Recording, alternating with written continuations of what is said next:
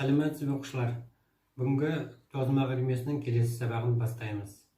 Осының алдында біз тақырыпта тоғызмақтың ойын ережесімен таныстық. Бүгін сол тақырыптарға жалғастырамыз, қамтимыз, шыңдаймыз.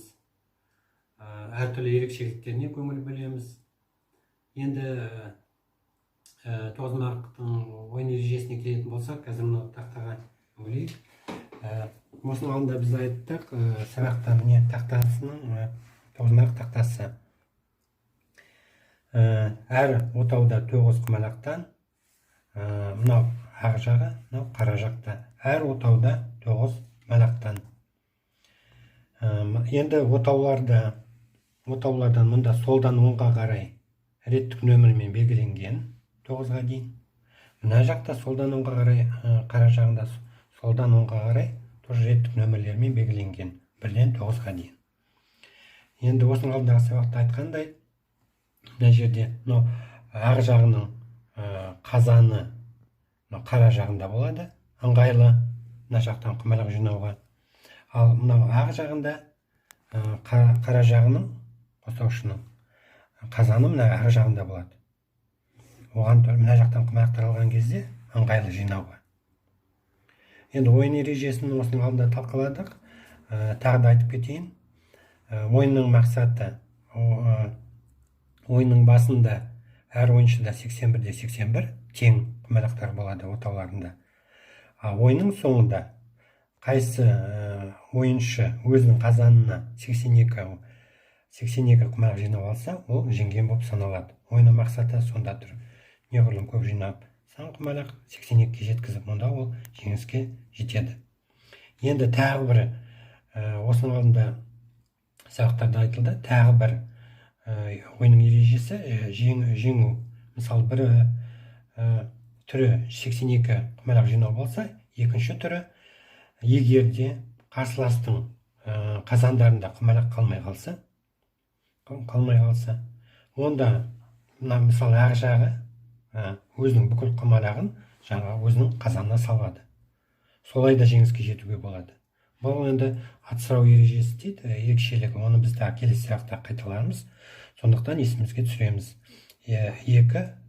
Тоғызмақ ойында 2 түрімен жеңуге болады. Біріншісі 82 құмалақ жинау өзінің қазанына. Екіншісі жаңағыдай атсырау ерекшелігімен, ережесімен, мысалы қарсыласта өзінің отауларында құмалақ қалмаса, содан кейін ол ойыншы өзінің қазанына 82 құмалақ жинай алмаса, жинамаған болса, онда ол жеңіліс табады да, жаңағы ақпен ойнаған ойыншы өзінің құмалақтарын өзінің қазанына салады. Сондай ұтыспен жеңуге болады. Ары қарай қандай ерекшеліктері бар? Енді осы алдағы сабақта айтқандай, бізде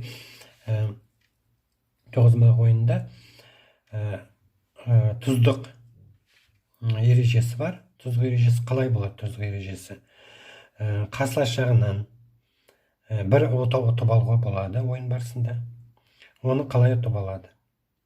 Егерде небір отауда 2 құмалақ жатса,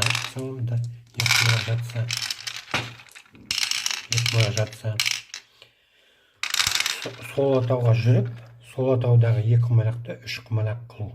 Сонда бір отау ұтып аламыз. Оның аты тұздық. Мысалы, қазір жүріп көреміз. Мысалы, ақ жағынан, ақ жағы жүріп бара жатыр. Жүріп бара жатты, міне 2 құмалаққа 3 құмалақ салдық. Сол отаудағы 3 құмалақты біз өз қазанымызға саламыз да, оның одан мынау ақ құмалақты салып қоямыз. Бұл тұздық ұтып алғанды білдіреді.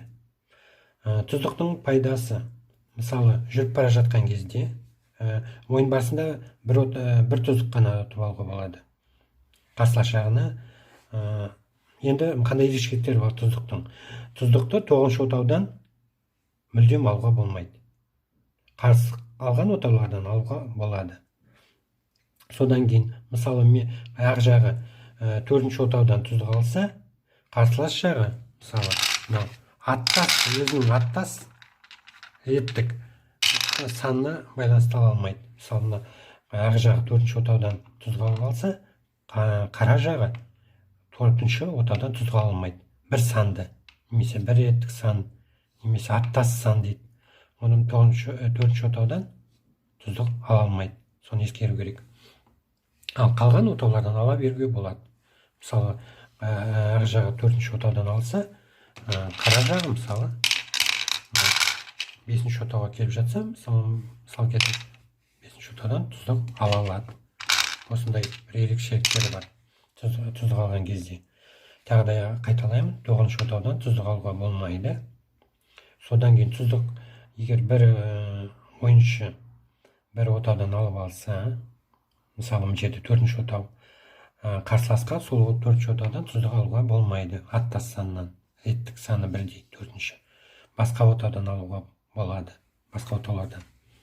Міне осындай ерекшелігі бар тұздықтың. Тұздықтың енді пайдасы қандай? Тұздық алған ойыншы өзі жеңіске бір қадам жақын болады деп айттық осының алдыңғы сабақта. Мысалы, жүріп бара жатқан кезде, жүріп бара жатқан солдан оңға қарай, мен жаңағы тұздық салатын отауымна салатын құмалақты өзі қазаныма салып отырмын. Міне, салып кеттім. Осы ойын барысында қаншама құмалақ осы тұздық арқылы қазанға түсіп отырады. Сондай үлкен пайдасы бар ойнаған кезде. Не мысалы мынау қара жағын жүріп көрсетейін. Қара жағымен жүріс жасайды. Міне, бір құмалаққа, тұздыққа салатын құмалақты қазанға салады да, ары жүре береді. Сондықтан тұздық алуға тырысу керек.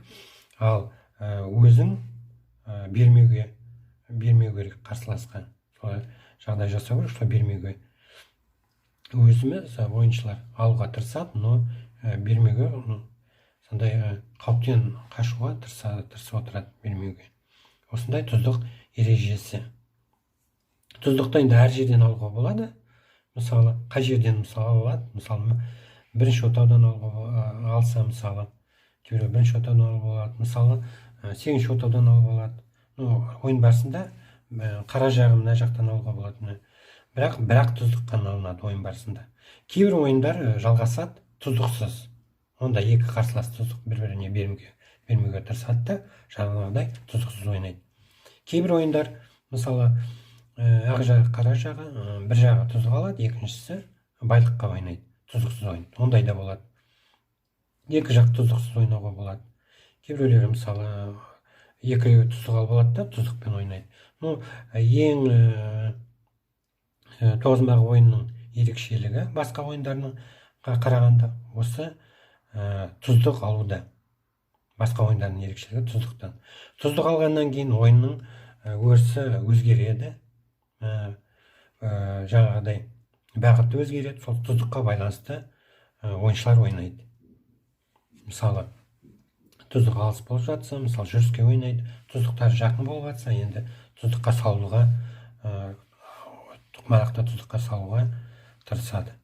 Міне осындай ерекшеліктер бар. Тағы да ондай бір ерекшелігі бар ойынның. Мен осындағы алдында айтып кеттім. Егер мынандай жағдай болып жатса, мысалы мен мынау екінші отауда жүріп жатырмын, сосын барып міне тұздыққа салатынды қазанға салып жатырмын. Айналып келіп өзіме келемін. Өз жағыма. Егер айналып келіп, жаңа байлықты шашқаннан кейін айналып келіп өз жағыма келсем, мен өз жағымнан алмаймын.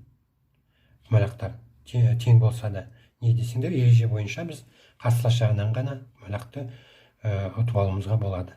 Өз жағымыздан айналып келсең, онда біз алмаймыз. Міне, осының алдындағы сабақтағы ойын ережесі бойынша тақырыпты біз бүгін жалғастырдық. Енді қандай қосымша ерекшеліктері бар, жаңағыдай қандай, егер тұздықты қай отаудан алуға болады, немесе жаңағыдай байлықты шашып өзіміздің отауларға келдік, соларды мен бүгін тағы да нақты қостым.